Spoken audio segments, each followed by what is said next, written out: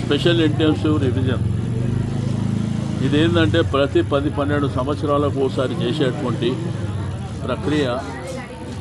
Election commission of India, state election commission, రెండోది జిహెచ్ఎంసీకి authorise చేసేది. But మీరు చూస్తే అనేకమైనటువంటి కన్ఫ్యూజన్స్ దాంట్లో ఉన్నాయి. సరే, వాళ్ళు స్టాఫ్ వస్తున్నారు, బిఎల్ఓలు వస్తున్నారు, వాళ్ళ సపోర్టింగ్ స్టాఫ్ వస్తుంది. కానీ 2002 డీటెయిల్స్ కావాలన్నప్పుడే అసలు సమస్య వస్తుంది. 2002 డీటెయిల్స్ అనేది ఎవరింట్లో కూడా ఉండవు. రెండోది, వచ్చేటువంటి అధికారులు ఎవరైతే ఉన్నారో వాళ్ళే తెచ్చుకోవాలి. 2002 అప్పుడు నియోజకవర్గ నంబర్ మారింది, 2002 వేరే నంబరు. ఫర్ ఎగ్జాంపుల్ 2008 అప్పట్లో ఉన్నది, ఇప్పుడు 62. ఆ డీటెయిల్స్ పేదవాళ్ళ దగ్గర కానీ జనరల్గా ఎవరి దగ్గర కూడా ఉండవు. రెండోది ఏంటంటే, వచ్చినప్పుడు ఇక్కడ ఫస్ట్ మ్యాపింగ్ చేశారు. మ్యాపింగ్ జరిగిన తర్వాత అప్లికేషన్ ఫామ్స్ ఇచ్చారు. దాంట్లో ఏం చెప్పారు, ఒకటేమో 18 years ఎన్రోల్మెంట్, రెండోది షిఫ్టింగ్, మూడోది చనిపోయిన వాళ్ళు. ఇప్పుడు ఆ మూడు కూడా ఇప్పుడు లేవు, ఆ ఫామ్స్ కూడా ఇస్తలేదు. ఇచ్చే ఫామ్ల్లో ఏంటంటే ఇప్పుడు ఉన్నటువంటి అందరికీ ఏంటంటే అప్లికేషన్ ఫామ్స్ ఇచ్చారు. పాపం వాళ్ళు పెట్టిన బిఎల్ఓలు కావచ్చు, వాళ్ళ సపోర్టింగ్ వాళ్ళు కష్టపడుతుంది.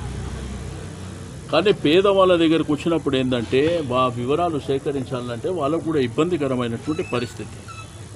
ఇప్పుడు వాళ్ళు 2002లో ఎవరుంటారు, కొంతమంది కిరాయిలకు ఉంటారు, కొంతమంది ఓనర్స్ ఏం చేస్తారు, కిరాయికి ఇచ్చి వెళ్ళిపోతారు, కొంతమంది అమ్ముకుంటారు. ఆ 2002లో ఎవరుంటారంటే వాళ్ళకి ఎట్లా తెలుస్తుంది? తెలిసే పరిస్థితి లేదు. ఇప్పుడు వీళ్ళు ఏమంటారు, ఈ మంత్ 25కు లాస్ట్ డేట్ అంటారు. మొత్తం గ్రేటర్ హైదరాబాద్ పరిస్థితి తీసుకుంటే 10% కూడా చేయలేదు. రెండోది, ఇవన్నీ ఎక్కడ ఫామ్ ఫిలప్ చేసే దాంట్లో ఎక్కడన్నా ఒక చిన్న తప్పు జరిగితే సిస్టమ్ యాక్సెప్ట్ చేయదు. రెండోది, కొంతమంది దగ్గరనేమో క్వాలిఫై అయిన వాళ్ళని పెట్టారు, కొంతమంది దగ్గరనేమో కొన్ని ఏరియాలనేమో క్లాస్ 4 పెట్టారు. ఇప్పుడు రెవెన్యూ డిపార్ట్మెంట్ వాళ్ళని కూడా ఇలా సపోర్ట్ చేయమన్నారు. అసలు రెవెన్యూ డిపార్ట్మెంట్లోనే స్టాఫ్ లేదు. ఒకవేళ వాళ్ళు వచ్చి వీళ్ళతో ఉన్నారనుకో, వాళ్ళ ఆఫీస్కు తాళం వేసుకొని రావాలి. రెండోది, రాష్ట్ర ప్రభుత్వానికి ఏంటంటే నిమ్మకు నీరెత్తినట్టు, వాళ్ళకేం సంబంధం లేనట్టు చేస్తుంది. రెండోది, ఆంధ్రప్రదేశ్ గవర్నమెంట్లో ఏంటంటే వేరే డిపార్ట్మెంట్ వాళ్ళని కూడా ఇంక్లూడ్ చేశాం. ఇక్కడ ఆ పరిస్థితులు లేవు. కాబట్టి ప్రజలు చాలా కన్ఫ్యూజన్. ఇప్పుడు 2002, ఇప్పుడు ఫర్ ఎగ్జాంపుల్ ఇక్కడ పాటిగట్ట 2002 ఉన్నటువంటి ఒక అమ్మకి చెప్పారు, ఆమె నా దగ్గర లేవని చెప్పింది.